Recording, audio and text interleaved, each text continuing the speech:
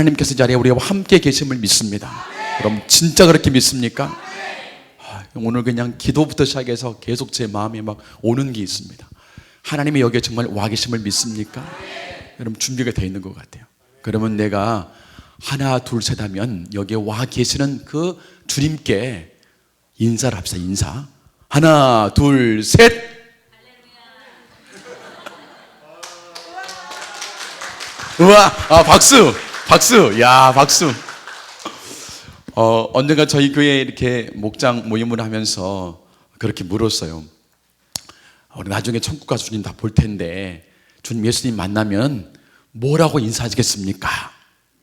물었어 해가지고 우리 자매님은 주님 만나면 뭐라고 인사하시겠어요? 천국 가서 사랑합니다. 사랑합니다. 옆에 계신 자매님 반가워요. 또 저 뒤에 계신 형제님 네. 대박. 주님 대박. 옆 사람 보고 자 대박. 하나 둘 셋 대박. 너무 반갑습니다. 보고 싶었습니다. 처음 뵙겠습니다. 말씀은 많이 들었습니다. 목사님을 통해. 이런 대답 안 하겠죠 해가지고 근데 저희 꼬맹이가 막내가 이제 초등학교 3학년이었는데 저희 교회 막내가 이렇게 답을 하는 거예요. 그동안 함께 해주셔서 감사합니다. 이게 정답이더라고요. 그동안 함께 해주셔서 감사합니다. 내가 이 땅에 살아있는 동안에 주님이 함께 매일매일 동행해 주셨는데 정말로 감사합니다. 그 친구는 정말로 주님께서 함께함을 느끼고 있더라고요. 이 땅을 살아가면서. 여러분 믿습니까? 주님 우리와 이 시간에 우리가 동행하는 줄로 믿습니다. 여기에 와 계셔요. 여러분 그러면 주님께서 죽으셨다가 다시 부활하신 다음에 지금 어디 가셨죠? 승천하셔서 하나님 보좌 우편에 계시잖아요. 우편에. 주님 어디 계신다고요? 보좌 우편에. 어떻게 근데 우리와 함께 계시죠? 그 주님이? 주님 보좌 우편에 계시다면서요. 오늘 보게 되길 축복합니다. 예수님을. 근데 그 주님 어떻게 우리와 이 시간에 함께 계시죠? 뭘로? 성령으로. 하나님의 영으로 함께 계시는 겁니다. 그분께서 말씀하시기를 내가 가면은 너희를 도와줄 보혜사 파라클레토스 너희 옆에 서서 너희를 항상 도와줄 보혜사를 보내겠다. 그분이 누구십니까? 성령 하나님. 그분이 하나님이십니다. 하나님이 영으로 우리 가운데 이 자리에 함께 계신 줄로 믿습니다. 우리 손을 붙들고 함께 가고 계시고 함께 계십니다. 여러분 성령 하나님 여기에 함께 계십니다. 할렐루야. 여러분 믿습니까? 그분이 함께 계셔서 우리가 이곳에 그분의 임재가 가득하는 줄로 믿습니다. 오늘 그런데 기도할 때도 우리 권사님 기도 너무 제가 은혜를 받아서 성령님이 함께 계시는 믿고 선포하고 또 목사님도 이렇게 선포하고 환영하고 그래서 부흥은 성령 하나님이 나에게 임하시는 게 부흥입니다. 다른 게 아니라 그 하나님의 내 속에 영으로 충만히 임하는 것 자체가 부흥입니다. 오늘 나의 삶에 부흥이 임했습니다. 나의 삶에 부흥이 임했습니다. 물론 우리가 예수를 주로 고백하면 그분이 내 안에 내주하십니다. 그렇지만 성령의 충만함이 부어질 때에 부흥이 오게 되어 있습니다. 성령의 충만함이 부어질 때 우리의 삶의 문제가 해결되게 되고요. 그 놀라운 영적인 하나님과의 임재를 경험할 뿐만 아니라 각양 좋은 것들을 경험하게 되는 거죠.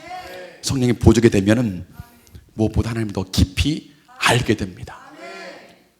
그분을 더 깊이 알게 돼요. 첫 번째 부흥을 통해서 우리가 뭘 알았습니까? 아버지의 사랑을 알았죠. 아버지의 사랑. 나를 얼만큼 사랑하시는지. 그 사랑의 결정체는 뭐다? 결정체는 십자가의 보혈. 십자가의 보혈이 나를 향한 그분의 사랑의 결정체입니다. 내가 너를 이만큼 사랑한다라고 말씀해 주시고 그 보혈을 지금 돌려주십니다. 여러분 이것을 날마다 누리시기를 축복합니다. 주의 보혈 능력이 있다 노래하지 마시고 그 보혈의 능력이 오늘 나의 삶에 경험되기를 축복합니다. 그것이 누려지기를 축복합니다. 여러분 보혈 선포 한 번 더 해보셔서 집에 가서 오늘 이것을 매일 반복하십시오. 매일 반복하시면 그것이 능력이 됩니다. 혹시 여러분 가져오셨어요? 가져오신 분들 한번 같이 한번 읽어보고 혹시 안 가져오셨는데 따라서 하면 되겠습니다. 따라서 한번 해보세요. 따라서 한번 해볼까요? 그러면 대신에 믿음을 갖고 합시다. 믿음을 가지고 예수님의 보혈은 제가 먼저 읽으면 여러분 후창해 주세요. 예수님의 보혈은 사단의 손에서 나를 속량하셨습니다. 예수님의 보혈은 모든 저주와 질병에서 나를 구속하셨습니다.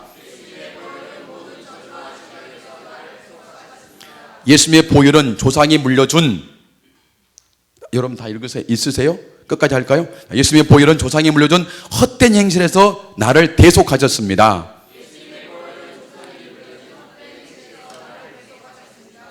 예수님의 보혈은 나의 영원한 나를 위해 영원한 속죄를 이루어 주셨습니다. 예수님의 보혈은 모든 죄에서 나를 용서해 주셨습니다. 예수님의 보혈은 모든 죄로부터 나를 깨끗하게 하십니다. 예수님의 보혈은 모든 죄에서 나를 해방시켜 주셨습니다.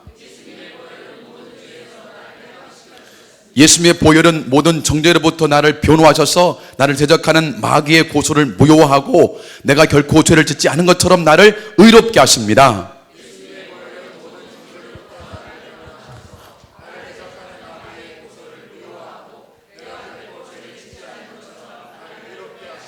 잠깐 보시면 1, 2, 3번에 나와 있는 속량, 구속, 대속, 이것은 값을 지불하다 그런 말이죠. 값을 지불하다. 그분이 값을 지불하고 나를 빼내주신 거예요.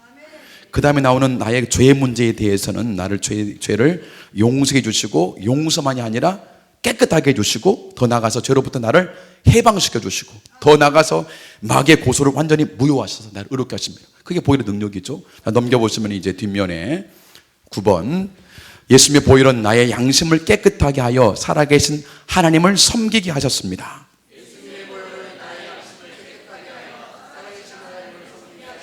네, 죄로부터 해방만이 아니라 이제는 적극적으로 하나님을 섬기게 하시죠.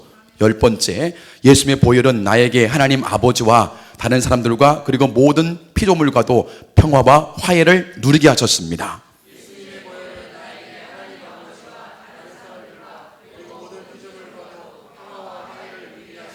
예수님의 보혈은 나를 사실 하나님께 드려 나라와 제사장으로 삼아 왕 노릇하게 하십니다.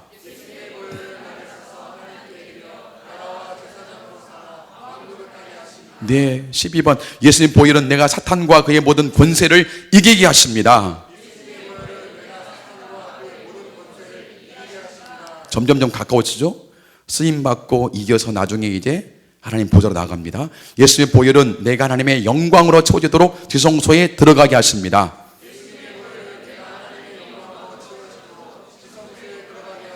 마지막 다 같이 시작. 예수님의 보혈은 내 옷을 씻어 하나님 보좌 앞에서 영원히 하나님을 섬기게 하십니다. 할렐루야.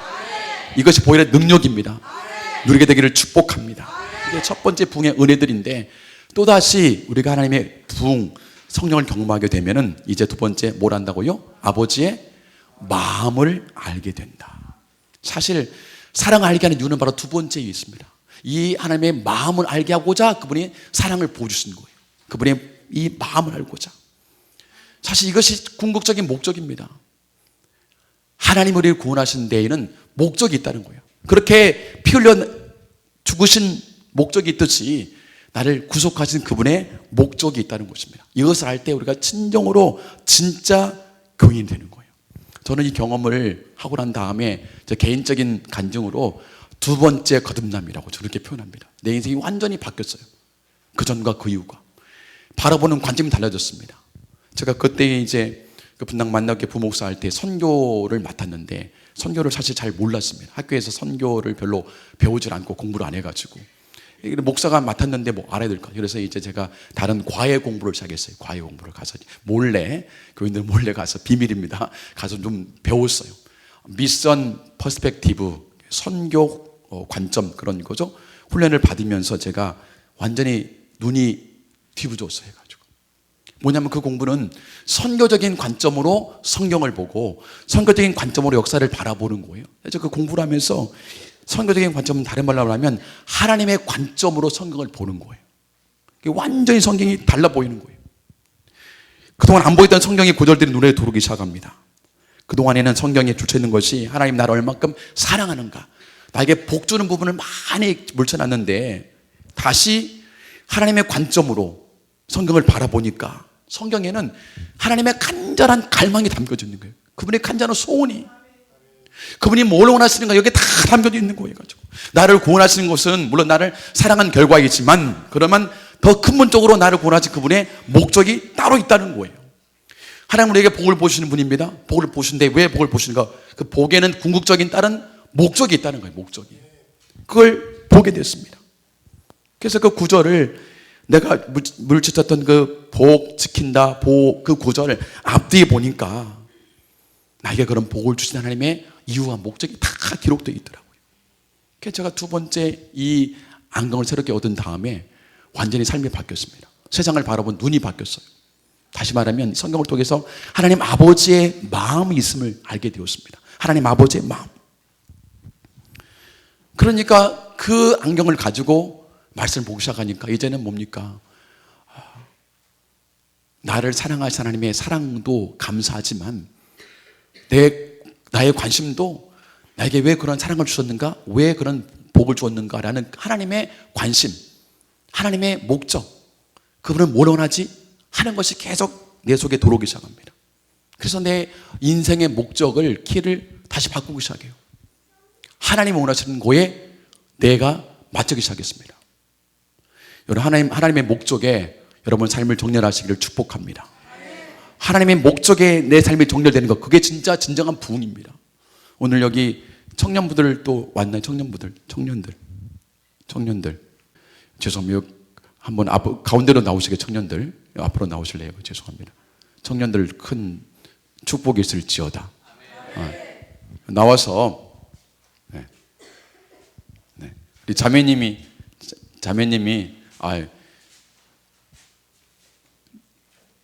나오셨어요. 누가 제일 형님이세요? 누가 제일 언니? 누구예요? 우리 사원관사님이 기준. 일렬 종대로 헤쳐모여.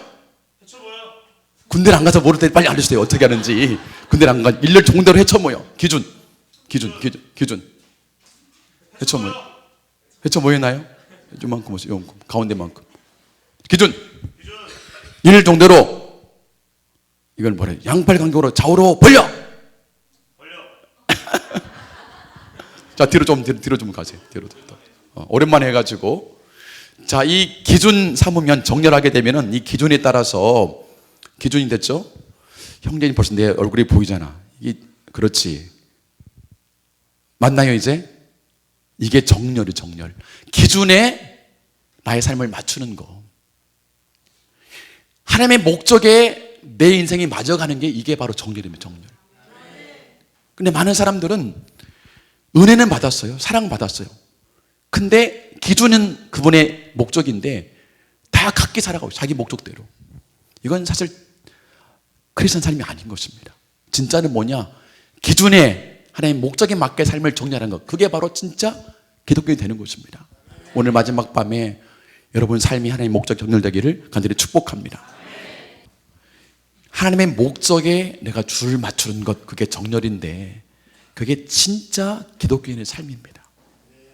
오늘 그래서 이 시간 말씀을 나눌 때에 하나님의 목적, 그분의 갈망, 이 주제를 가지고 함께 말씀을 나누고자 합니다. 여러분, 하나님이 세상을 창조했을 때에 어떤 목적을 갖고 창조했을까요? 어떤 목적을 갖고?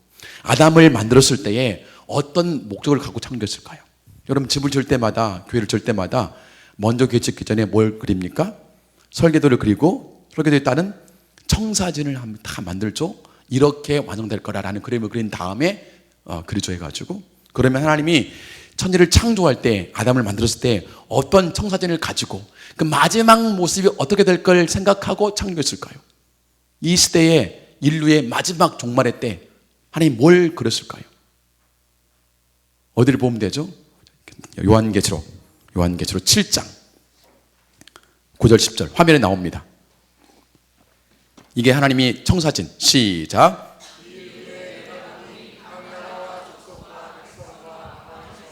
아무도 능히 셀 수 없는 큰 무리가 나와 흰옷을 입고 손에 종려 가지를 들고 보좌 앞과 어린 양 앞에 서서 큰 소리로 외쳐 이르되 구원하심이 보좌에 앉으신 우리 하나님과 어린 양에게 있도다 하니. 아멘, 할렐루야.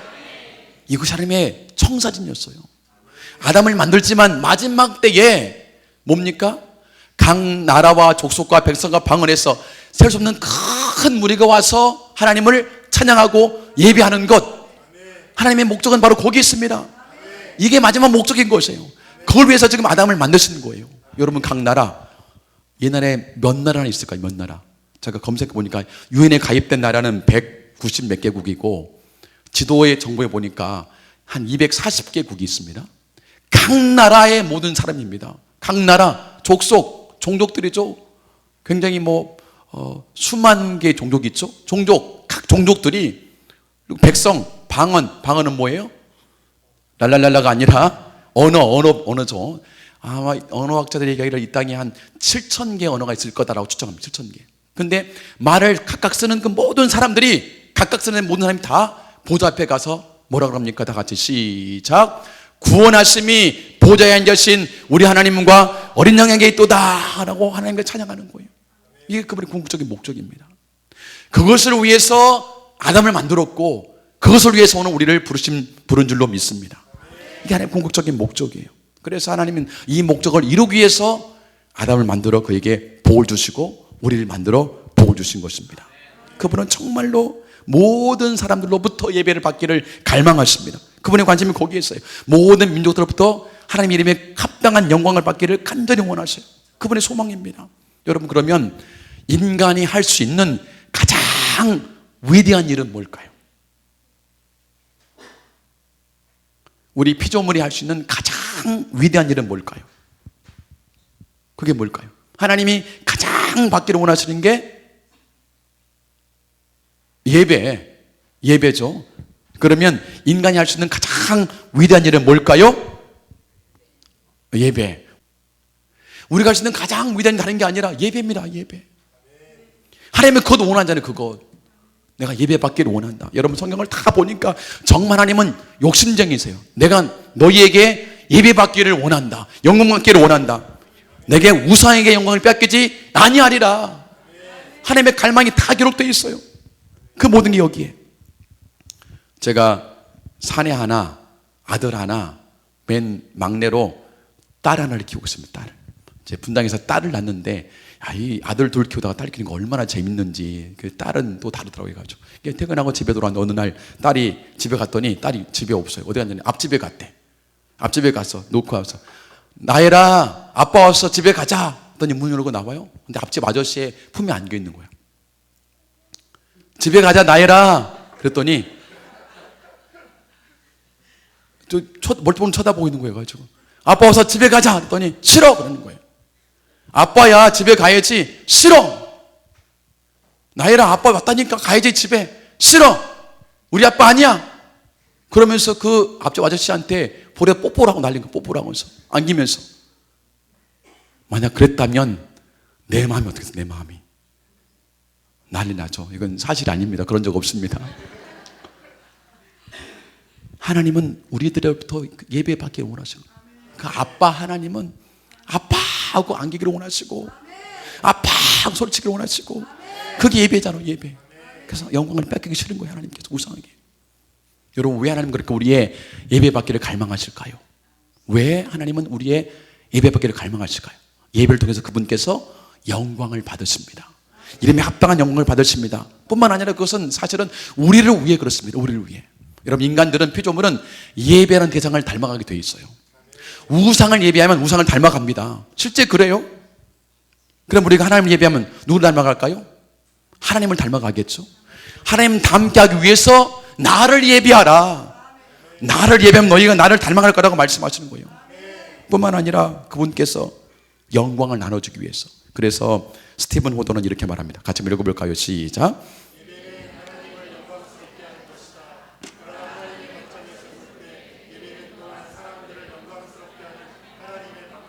영광, 이것은 하나님께만 해당하는 단어예요. 빛남, 아름다움. 근데 우리가 하나님을 예배할 때에 하나님만이 영광스러울 뿐만 아니라 그런 예배는 우리들을 다시 영화롭게, 영광스럽게 만들어주는 거예요.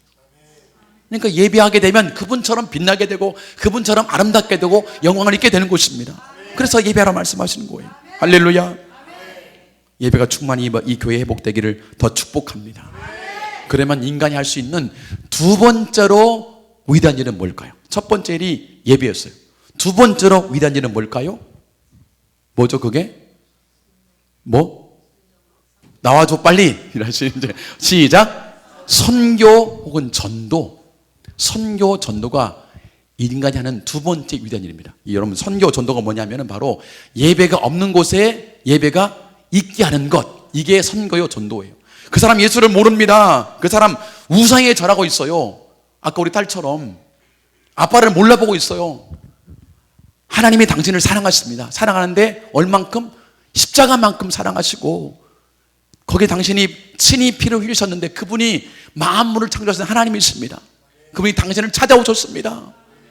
당신이 죽으셨습니다. 당신을 자녀와 함께 원하십니다라고 전해서 그도 뭡니까? 하나님께 아버지 앞에 예배하게 만드는 것. 그게 전도예요. 전도. 어느 나라에 하나님을 섬기지 않습니다. 그리고 다음 주에 태국 기도 선교를 가는데 태국 땅 97% 사람들이 다 다른 우상을 섬기고 있잖아요. 그 나라에 가서 하나님의 당신을 너무너무 사랑하십니다. 저 수많은 우상은 여러분에게 복을 줄 수가 없습니다. 하나님께 돌아오시라고 해서 그들에게 알려서 그 나라가 그 민족이 하나님을 예배하게 만드는 것. 그게 선교예요. 선교. 그래서 두 번째로 위대한 일이 바로 선교가 되는 것이에요. 우리를 왜 불렀는가? 두 가지. 예배와 뭘 위해서? 선교를 위해서 우리를 부르신 거예요. 이것 때문에 하나님이 아담을 만드시고 복 주시고 사람을 불러가신 것입니다. 지금부터는 성경을 빠르게 볼 텐데 창세기부터 계시록까지 빨리 볼 거예요. 멀미가 날지 않을까 모르겠는데 빨리 가겠습니다. 자, 여러분 그러면 하나님의 목적이 뭐였는가 좀 볼 텐데 아담을 만드시고 주께서 복을 주었죠. 창세기 1장 28절 말씀 보게 되면은 시작.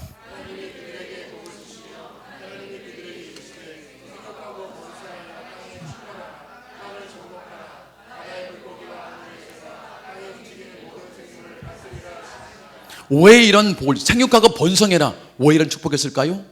마지막 때 그림. 수많은 나라를 만들어서 수많은 백성을 만들어서 하나님께 영광 돌아야 되는데 혼자 있으면 안 되잖아요. 그래서 생육하고 번성해라 말씀하시고 그러면서 이 땅을 다스리는 통치권 허락해 줬죠. 근데 하나님이 놀라운 계획들이 잘 이어가야 되는데 뒤에 따라온 사람들이 다 죄를 범해요. 가인부터 살인하게 되고 나중에 노아 때는 뭐합니까? 다 시집가고 장가고 다 죄된 일이 바쁩니다. 하나님께서 그래서 홍수로 다 인류를 멸망한 다음에 누구를 구원해내시죠? 노아의 가정. 다시 노아에게 말씀하십니다. 9장 1절 시작.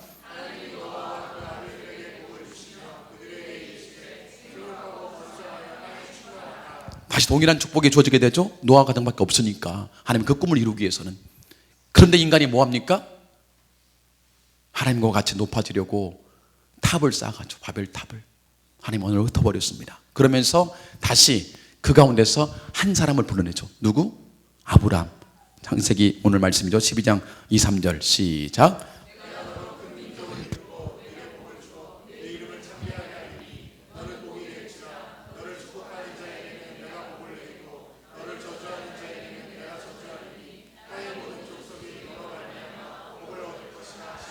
아브라함에게 세 가지 복을 주어 내가 너에게 땅을 주겠다. 가나안 땅. 내가 너에게 자손을 주겠다. 내가 너에게 형통의 복을 주겠다 말씀하시죠. 그런데 이런 복을 준 하나님의 목적이 있습니까? 목적? 이 구절 가운데서 뭐죠? 빨간 글씨 이는 있죠. 이는 뒤에 있으면서 땅의 모든 족속이 너로 말미암아 복을 얻을 것입니다. 하나님에게 아브라함에게 그런 복을 주신 이유가 땅에 있는 모든 족속이 아브라함 때문에 그런 복을 얻게 하기 위해서 하나님이 그에게 현재 이 복을 준다는 거예요. 우리에게 주는 모든 복에는 하나님의 그분의 목적이 담겨져 있습니다. 너를 통해서 이 땅의 모든 족속이 다 나를 알게 되고 예배하기를 바란다. 결국 아브라함의 이 축복이 이삭에게 또 야곱에게 나중에 요셉에게 다 넘어가게 됐죠. 나중에 그들이 애굽에 넘어가서 큰 민족을 이루어서 그들이 노예로 살았는데 그들을 끄집어내주게 됩니다. 그러면서 하신 말씀 출애굽기 19장 5절 6절 민족과의 언약이죠. 시작.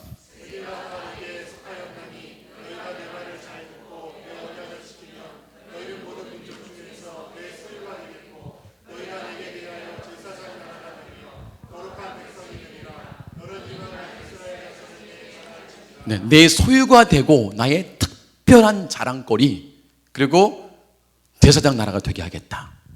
제사장은 하나님과 인간 사이의 중재자죠. 중재자. 많은 사람을 하나님께로 불러오는 통로입니다. 그래서 너희 이 민족을 통해서 다른 수많은 나라들이 나를 알게 되기를 소망한다. 하나님 이런 목적 때문에 그들을 끄집어내 준 거예요. 그들이 물론 노예 생활이 힘들고 주님 살려주세요 라고 하니까 불쌍히 더 보냈지만 더 큰 목적은 그들로 하여금 열방의 모든 나라 가운데 제사장 나라 삼기 위해서 불러내신 것입니다. 이것을 잘 감당해야 되는데 그들 잘 감당하지 못하게 되죠. 말씀했지만 그렇게 말씀해도 하나님께 돌아오지 못하고 우상을 숭배하고 돌아오고 또 못 돌아오고, 그래서 그들이 이제 멸망하게 되죠. 그 다음에 주님께서 이제 당신이 친히 땅에 찾아오셔서 다른 방식으로 사랑해 주시고 다른 세대를 일으킵니다. 그게 바로 믿음의 세대죠. 주님이 십자가신 다음에 부활하시려고 부활하신 다음에 승천하시기 전에 하신 말씀이죠. 마태복음 28장 말씀 시작.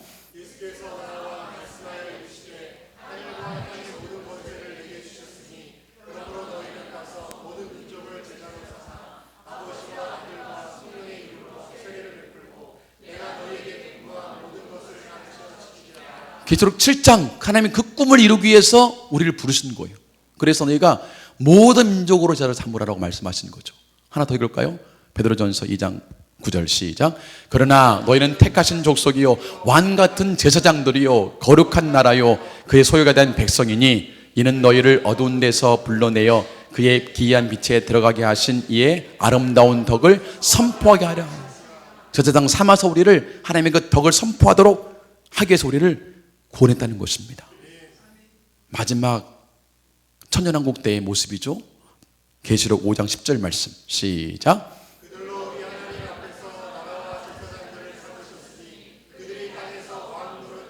왕 노릇하게 하기 위해서 우리를 부르셨다. 마지막 우리를 신부 삼아서 하나님은 그런 목적을 갖고 창조를 했다는 것입니다. 그래서 하나님이 이 목적을 가지고 우리를 구원했다는 것이에요. 이 목적을 깨달을 때에 우리 인생은 완전히 달라지게 되어 있습니다. 이 목적을 깨달은 사람들은 그야말로 헌신하게 돼요. 삶을 드리게 됩니다. 하나님의 목적에 나의 삶을 드리게 돼요. 내가 지금 돈 버는 이유도 그 목적함이 있습니다. 내가 하는 그 모든 일들은 하나님의 목적을 이루기 위한 과정에 불과해요. 삶을 다 드립니다. 여러분 우리나라 조선 땅 완전히 버려진 땅이었죠. 해가지고 그 조선 말기에 세계 강대국들이 계속 침략해 들어오는 그 시즌 가운데 하나님의 나라에 복음을 들어오게 하시죠. 해가지고 양화진 가게 되면은 거기에 선교사들의 묘원이 있습니다. 거기에 가장 먼저 묻힌 선교사, 저기가 나온 저분이 이제 존 헤론이라는 선교사님의 무덤인데, 이분은 미국 테네시 의과대학의 수석 졸업자였어요. 수석 졸업자. 졸업하면은 그 대학의 교수가 되는 겁니다. 근데 조선 땅 얘기를 듣고 난 다음에 그가 반응하기 시작해요. 내가 하나님의 목적을 이루기 위해서 조선 땅 사람들도 하나님께 예배하기 위해서 내가 가리라 마음을 품고 일본으로 건너오게 됩니다. 일본에 와서 기다리는데 이날에 갑신정변이 일어나서 잠깐 머무는 사이에 우리 자리하는 아펜젤 원도가 먼저 들어온 거예요.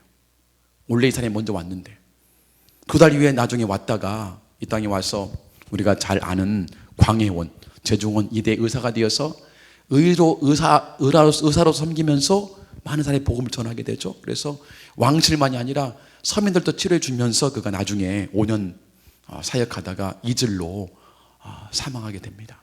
그래서 그가 죽게 되자 이제 묻을 땅이 없으니까 고종이 하자한 대가 그 양화진이었고 저게 처음으로 묻히게 됩니다. 여러분 의과대학 교수할 사람이 하나님의 목적을 알기 때문에 온 거예요. 해가지고 그 아래 내려가면 여자 선교사님 1907년도 25세의 나이로 이 땅에 왔습니다. 25살 있어요? 여기는 없습니까? 근데 와서 8개월 동안 한글을 배우면서 그 한국 우리 어린이들을 돌봐주게 되죠. 그런데 8개월 만에 풍토병으로 죽게 돼요. 저기 묻히면서 저게 저분의 비명이에요. 비명. 영어로 써 있는데 여기에 이런 내용입니다. 내게 1000개의 목숨이 있다면 그 1000개 모두 다를 이 조선을 위해 바치고 싶다. 1000개의 목숨을 다 드리고 싶다는 거예요. 하나님의 마음을 알았기 때문에 삶을 다 드린 거예요. 하나님 마음을 진짜 알게 되면 우리가 진짜 헌신하게 됩니다. 계속 주님의 그 목적을 위해서 내 삶을 드리게 되는 거죠. 여러분, 이 땅의 마지막 때가 되면은 누가 오십니까? 누가 오시죠? 주님이 오시죠. 주님이. 언제 오십니까? 주님이 언제 오시죠? 언제 오시죠? 아무도 모른다. 그러나 힌트는 알수, 힌트는. 자, 마태복음 24장 14절 말씀 같이 읽어보겠습니다. 시작.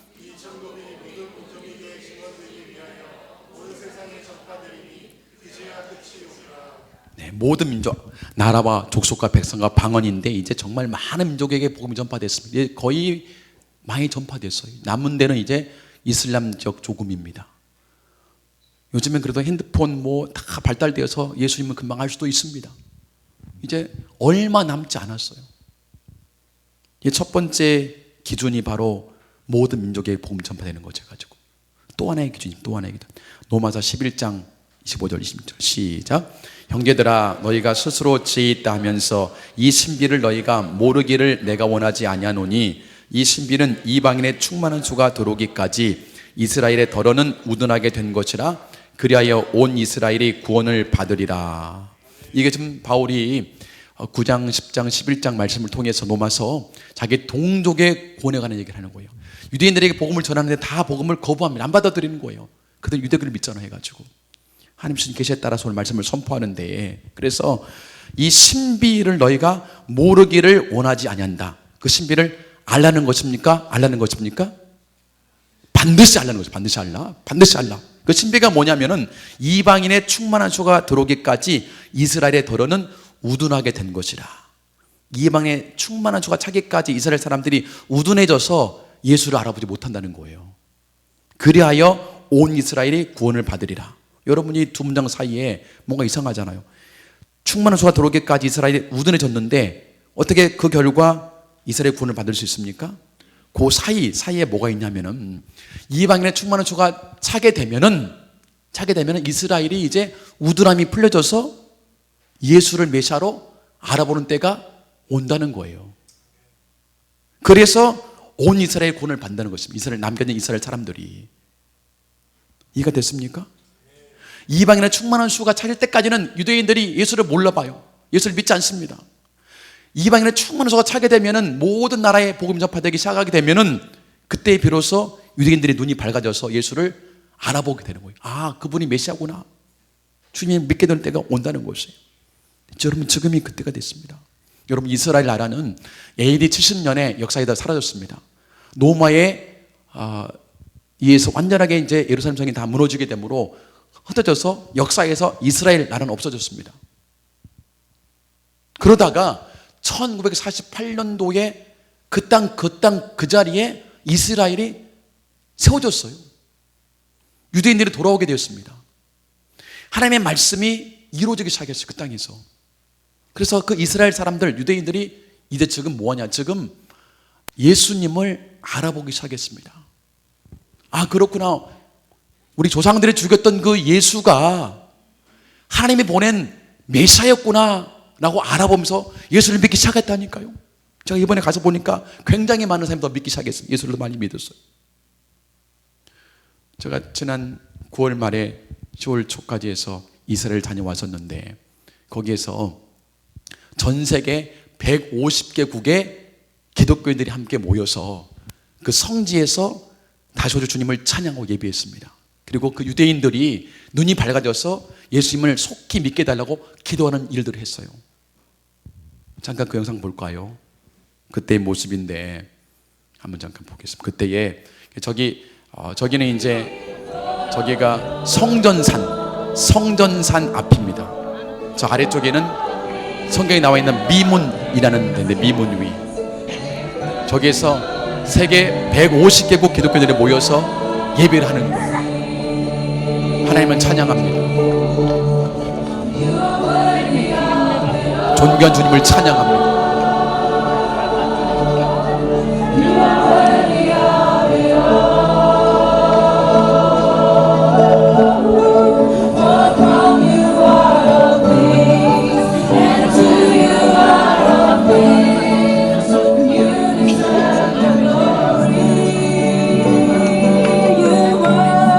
아래쪽에서는 유대인들이 그 성전 서쪽 벽 아래에서 계속 기도해요. 메시아를 보내달라고. 메시아가 왔는데 하나님 저들의 눈을 밝혀주십시오. 십자가에 죽으신 그 예수님이 메시아임을 알게 되기를 소망합니다. 그래서 오늘 성경 말씀처럼 그들의 우단함이 벗겨져서 예수를 믿게 해주십시오 라고 간절히 기도하면서 함께 보낸 시간들이었습니다. 저게 전세계 150개국의 크리스찬이 함께 모여서 예배 드리는 거예요. 그랬더니 보고에 의하면 이제 벌써 한 해 동안 많은 유대인들이 예수를 믿기 시작했습니다. 다시 말하면 그때가 얼마 남지 않았다는 거예요. 모든 나라에 복음이 들어가고 있고 이제 심지어 저 유대인들도 예수를 알기 시작했기 때문에 하나님이 이제 주옵실 때가 얼마 남지 않았다는 거예요. 여기까지 볼까요? 여러분, 하나님의 목적은 거기에 있습니다. 하나님은 모든 나라, 모든 백성이 하나님을 예배하는 그때를 갈망하고 계십니다. 그때가 이제 멀지 않았습니다. 여러분, 그 목적에 정렬하십시오. 주님 그 일들을 속히 이루십시오. 아멘 주에서 속히 오십시오. 기도하시기 바랍니다. 여러분, 그러면 지금 우리가 이제 그분의 목적을 알았으니까 어떻게 하면 될까요? 다 함께 짐 싸서 선교하러 갑시다. 아멘, 아멘 했어요. 이거지요. 다 가야 됩니다. 제가 오늘 말씀 가운데 이 아브라함의 얘기를 하고 오늘 말씀을 좀 정리하려고 합니다. 아브라함이 주의 목적 가운데 이제 반응하기 시작하죠. 그 우상을 숭배하는 장소에서 떠나서 정말로 자기 갈대아 우르에서 떠나서 우상 숭배하는 데서 떠나서 이제 하나님 부르시는 곳으로 갑니다. 가서 오늘 읽은 말씀 가운데 그가 세겜 상수리나무 아래 도착하게 되죠. 거기에 도착해서 그가 이제 하는 일이 뭡니까? 오늘 말씀 보게 되면은 7장 읽어볼까요? 시작. 여호와께서 아브라함에게 나타나 이르시되 내가 이 땅을 내 자손에게 주리라 하신지라 자기에게 나타나신 여호와께 그가 그곳에서 뭘 쌓고? 제단을 쌓고 거기서 베델 동쪽 산으로 옮겨 장막을 서쪽은 베델이요 동쪽은 아이라 그가 그곳에서 여호와께 뭘 쌓고? 제단을 쌓고 여호와의 이름을 제단을 쌓았어요. 가는 곳마다 제단을 쌓았습니다. 이 제단은 뭐냐? 바로 하나님의 목적이 성취되는 장소가 제단입니다. 하나님의 간절히 찾는 사람들이 바로 하나님의 간절히 찾는 일들이 지금 거기서 행해지는 곳이 바로 제단이에요. 하나님 지금도 찾고 있습니다. 이 땅 가운데서 이 땅을 바라보면서 누가 나를 예비하는가 찾고 계세요. 한번 볼까요? 말씀. 하나님 찾는 사람 누구라고요? 하나님은 예배자를 찾습니다. 요한복음 4장 말씀 시작. 아버지께 참되게 예배하는 자들은 영과 진리로 예배할 때가 오나니 곧 이때라. 아버지께서는 자기에게 이렇게 예배하는 자들을 뭐 한다고요? 왜 찾습니까? 이렇게 교회가 많은데 이렇게 많은 사람이 예배 드리는데 왜 찾습니까? 하나님 눈에 보기에 영과 진리를 다해서 진정으로 예배하는 사람이 그만큼 없다는 거예요. 없다는 거예요. 하나님만을 송축합니다.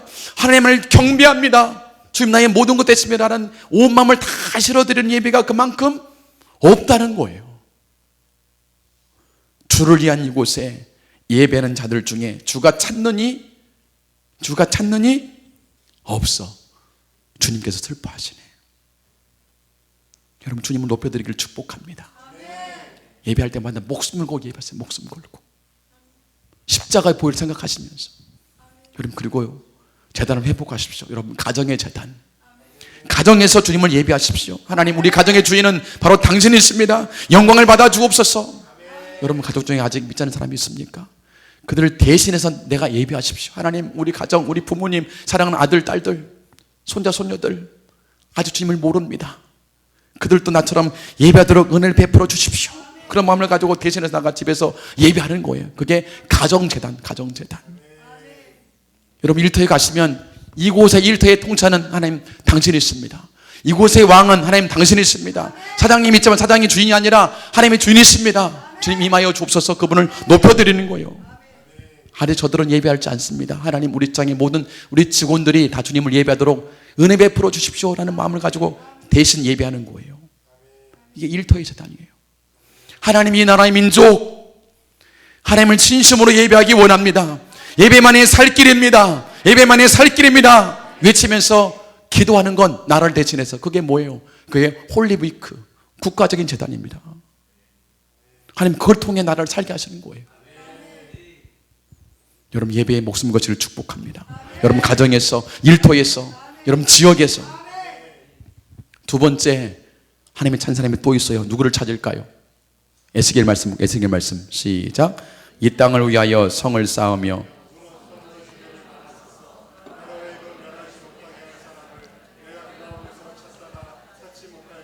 하나님 누굴 찾았대요? 성 무너진 데를 막아서서 나로 하여금 멸하게 하지 못할 사람.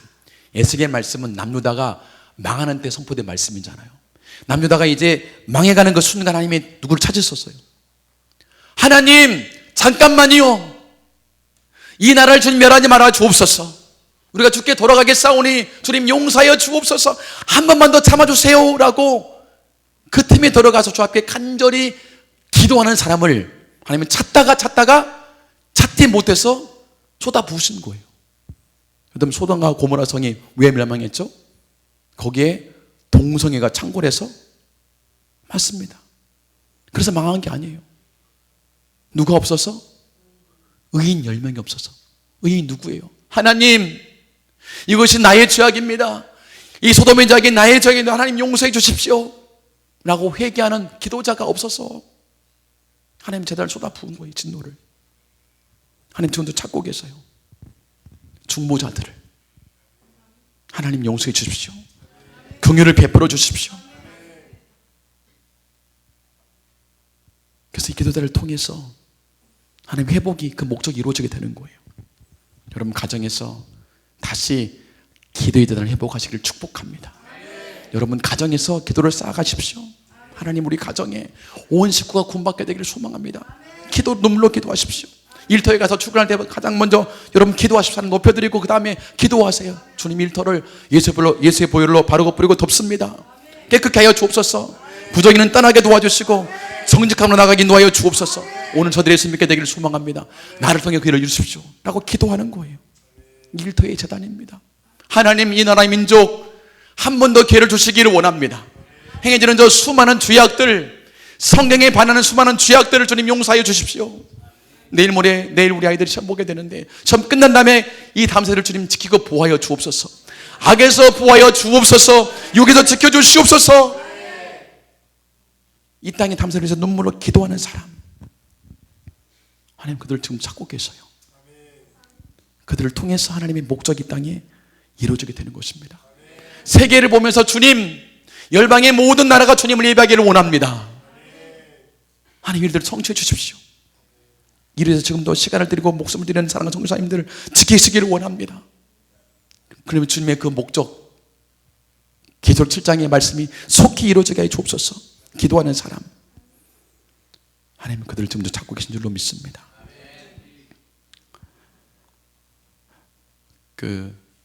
이제 개척한 1년 됐잖아요 해가지고 작년에 하나님이 그런 마음을 막 저에게 보여주신 거예요. 그런 교회를 세워가라. 그런 교회를 세워가라. 다른 것에 목숨 걸지 아니하고 정말 예배하고 기도하는 일에 쉬지 않고 예배하고 쉬지 않고 기도하는 그 일에 더 헌신해라. 주신 말씀이 이사야 62장 6절 7절 말씀입니다. 한번 같이 읽어볼까요? 시작. 예루살렘이여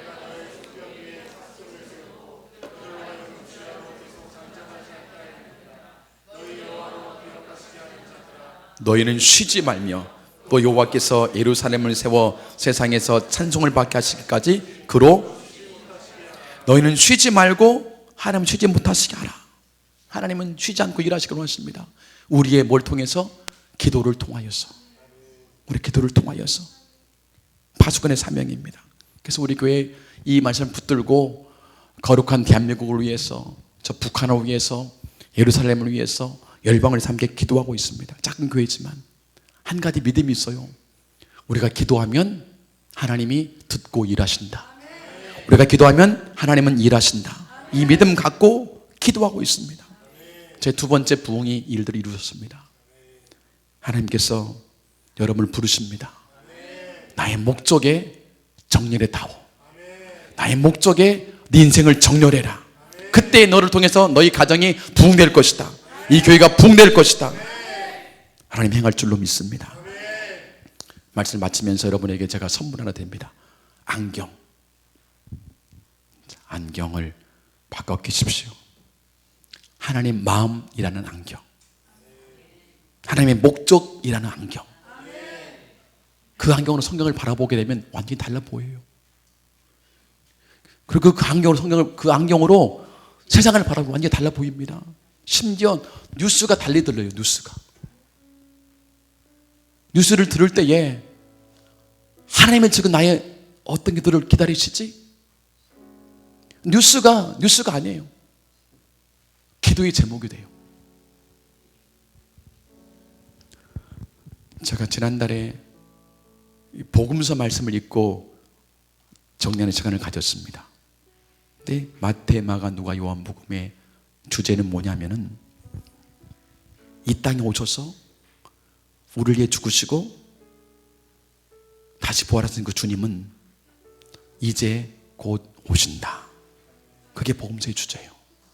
근데 말씀을 읽을 때마다 다시 오신다 라는 그 시간이 다가왔구나. 12시 5분 전, 조금 전에 1분이 지나갔어요. 정말 그때가 가까우고 있구나. 마태복음 24장에 보면은 전쟁과 기근과 난리가 나오죠. 지금 온 세상이 펼쳐지고 있습니다. 25장에 보게 되니까 이 마지막 때에 기독교인의 세 가지 모습일 거라고 말씀해 줍니다. 세 가지 비유, 믿는 자들의, 여러분 잘 아는 말씀이에요. 열 처녀의 비유 아시죠? 신랑이 온다 그러니까 처녀가 등불 두고 기다립니다. 미련한 다섯 처녀는 기름을 충분히 못 준비했어요. 기름이 떨어져서 기름 사러 간 사이에 신랑이 왔어요. 잔치집 문이 닫혔습니다. 문 좀 열어주세요. 저 지금 왔습니다. 주님, 문 열어주세요. 그랬더니 하시는 말씀이 뭐라 그래요? 너희는 너희에게 이르노니 내가 너희를 알지 못한다. 여러분 물어볼게요. 혼인잔치에 못 들어간 다섯 처녀가 믿는 사람이었습니까? 불신자였습니까? 믿는 사람이요? 혼인집에 못 들어가는데요? 불신자예요? 신자예요? 예수 믿는 사람이에요. 신랑을 기다리는 사람이에요. 근데 마지막 그때에 주님이 말씀하시길 나는 너를 모른다는 거예요. 교회의 절반이 그렇다는 거예요. 마지막 때의 모습입니다. 두 번째 비유가 달란트의 비유. 5달란트, 2달란트, 1달란트 주시죠. 1달란트 받는 사람 땅속에 묻어둡니다. 나중에 다시 드렸죠. 주님 뭐라 그럽니까? 자, 그대로 읽어볼게요. 이 무익한 종을 바깥 어두운 데로 쫓아내라. 내쫓으라. 거기서 슬피 울며 이를 갈미 있으리라. 여러분, 이 쫓겨난 자가 누구예요? 신자예요? 불신자예요? 정말 신자입니까? 예, 신자예요. 예수 믿는 사람이었어요. 그 다음 비유가 나옵니다. 양과 염소의 비유. 오른쪽에 양들을 두시고 아버지께 복받을 자들아 이 나라를 상속하라. 왼쪽에 그들 향해서 말씀하십니다. 저주를 받을 자들아 나를 떠나 마귀와 그 사자들을 위하여 예비된 영원한 불에 들어가라. 거기가 어디입니까? 지옥이에요. 여러분, 근데 염소 쪽에 속한 사람이 믿는 사람입니까? 안 믿는 사람입니까? 믿는 사람이었어요. 아니 주님, 우리가 언제 주님께 이렇게 안 했습니까? 라고 묻는 거 보니까 나름 자기 생각 가운데는 나름대로 했다는 거예요. 열심히 했다는 거예요. 근데 주님께서는 저주를 받을 자들아 지옥에는 떨어져라고 말씀하는 거예요. 저는 그 말씀 다시 보면 너무 충격을 받은 거예요. 마지막 때 펼쳐질 모습입니다. 마지막 때. 지금 말씀지 말이라 그러죠. 마지막 때 두 종류의 기독교인이 있습니다.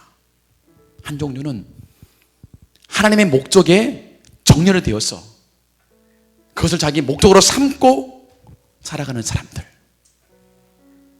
두 번째 부흥을 경험한 사람들. 또 한 부류는 하나님의 사랑을 알고 받았습니다. 그러면서도 하나님의 목적에는 관심 없고 그저 자신의 목적 따라 살아가는 사람들. 그들의 결론은 어딜까요? 제가 말씀 보니까 마지막 때가 가까울수록 딱 두 단어를 말씀합니다. 깨어 기도하라. 어디를 봐도 그래요. 깨어 기도하라. 두렵습니다. 주님 올 때에 우리는 어디에 속할지. 명확한 것은 내 기준이 아니구나. 이 정도면 되겠지. 이 정도 하면 되잖아요, 목사님. 내 생각이 아니구나. 기준은 뭐다? 말씀이요, 그분이구나. 말씀이요, 그분이 기준이 될 때에 비로소 우리가 그분과 함께 들어가겠구나. 여러분, 주님의 목적에 정렬하시기를 축복합니다. 이 교회가 주의 목적에 정렬되어서 깨어 기도하는 교회 되기를 축복합니다. 우리 마지막 찬양하고 기도합시다. 하나님의 마지막 목적, 그 모습 보이시죠? 우리 보좌 앞에 모였네. 함께 주를 찬양하며 하나님의 사랑, 그 아들 주셨네. 그의 피로 우리 구원받았네. 십자가에서 쏟으신 그 사랑 강같이 흘러 각 나라와 족속 백성과 방언에서 구원받고 주 경배드리네. 오늘 이 목적에 나를 정렬합니다. 우리 가정을 정렬합니다. 우리 교회를 정렬합니다. 주님 사용하여 주옵소서. 여러분 마음으로 함께 찬양하십니다.